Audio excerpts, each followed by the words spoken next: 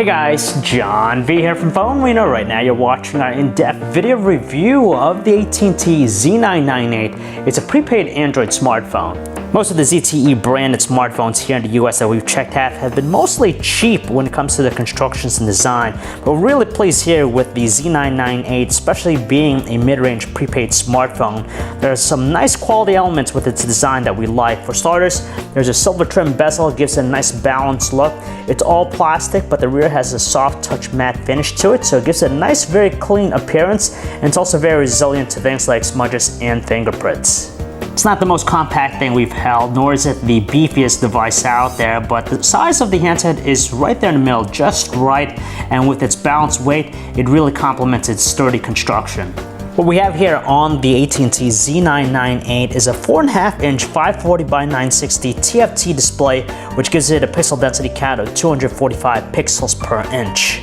It's not a 720p display, but regardless of that, it's still a nice looking one, and it works here with this mid-range smartphone. Sure, it doesn't have the most crisp looking details, and you might have to do a lot of pinch gestures in the web browser to view some of the fine text, but it's more than ample for the task at hand.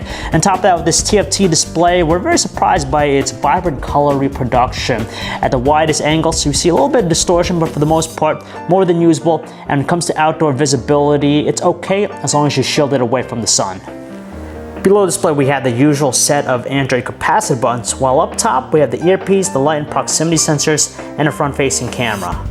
Around the trim, we have the volume control on the right side. It's very rigid, has a nice tactile response. Below here, we have the microphone. On the left side, we just have the micro USB port for charging data connectivity. And up top, we have the 3.5mm headset jack and dedicated power button. In the rear, it packs a 5-megapixel autofocus camera, which has the ability to shoot 720p video and also has an LED flash.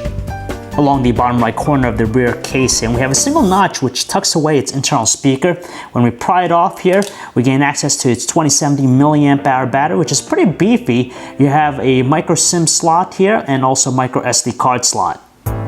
So the AT&T Z998 is running a mostly stock Android 4.1.2 Jelly Bean experience. You could tell that with the app panel here, just like stock Android, but you could see some other aspects of it that are a little bit different, and we're going to go into it. But for the most part, it's not really obtrusive, no enhanced features or whatnot. It's pretty much the typical Android experience that you get on any other device out there.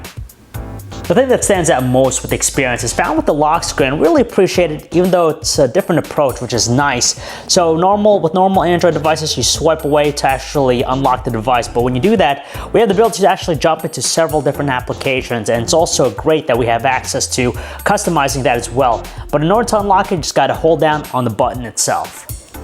Even though there aren't any cool enhancements or secondary features with the experience, we're not all that sad just because this is a prepaid smartphone. It's pretty much what we expect. It's nice that it's very minimalist, pretty much stays put with the stock Android approach. And we really like how all the core foundational aspects of the platform are here. And you have also the wealth of Google branded applications on board. It's not the most cutting edge thing anymore, but for a prepaid smartphone, it's pretty much good enough here. The handset's powered by a dual-core 1.2 GHz Qualcomm Snapdragon S4 Plus processor coupled with 1 GB of RAM, and for the most part, it does a decent job with its performance. You can tell here with the live wallpaper, it's handling it pretty well, but every now and then we'll notice just some glitches or just some delay with its operation, and we just notice a lot of refreshing when you jump in and out of various applications. Seeing that it has a 4.5-inch display, it's more than ideal when it comes to typing up messages. Now, what we have here is just the stock Android keyboard, very spacious with its layout, and on top of that, super responsive too. When we flip it over to landscape, of course, it's still more than usable just because our fingers are able to encompass the entire layout. We're actually happy to find a refreshing music player here on the handset. Now, you could use the Google Play Music application if you want, or you have also the ZTE option as well. Now, the presentation functionality is expected, pretty much what you'd find on any other smartphone out there. As far as the audio quality with its speaker, it's definitely loud with its volume output, but it's lacking any commanding tones. It just sounds a little bit on the flat side. Luckily, there are some equalizer settings just to help better its output. Like we said, the processor on board the handset is pretty modest, nothing really demanding, but nevertheless, it's still good enough for things like watching high definition videos. And with the display, it's very ample in size, and you can tell with the playback, it's pretty smooth, barely any evidence of any lag or slowdown, so we can't be too critical about the experience. Anyone looking up to pick up this handset will be pleased to know that it actually has 4G LTE connectivity with AT&T, so that's nice, especially for a prepaid smartphone. And the performance of the web browser is pretty good too. It handles complex web pages like ours fairly well. You might see just a little bit delay with it loading up pages, but once it does that, it actually will scroll pretty quickly and smoothly. The camera UI on board the handset is pretty much the same stock one you find on any other Android smartphone. Now it has a decent mix of shooting modes and manual controls, which is nice. And as far as taking photos, it's fairly okay. It takes a little bit of time just adjusting the focus. Once you get that, you can snap the photo instantly. Now, it doesn't take outstanding photos like some of the cream of the crop devices out there, but for what it's worth, we're pretty happy and content with what we get here with the 5 megapixel autofocus camera, the Z998. As long as there's sufficient amount of lighting, you're going to get a good balance between details and colors. Very punchy in its tones, but when it comes to lower lighting situations, that's where we see its quality diminish heavily. For starters, it doesn't handle dynamic range that well. There's a lot of noise and it has a slower capture, so it tends to come out a little bit blurry. Unfortunately, its 720p video recording quality is not that great. It's rather disappointing. First and foremost, just details.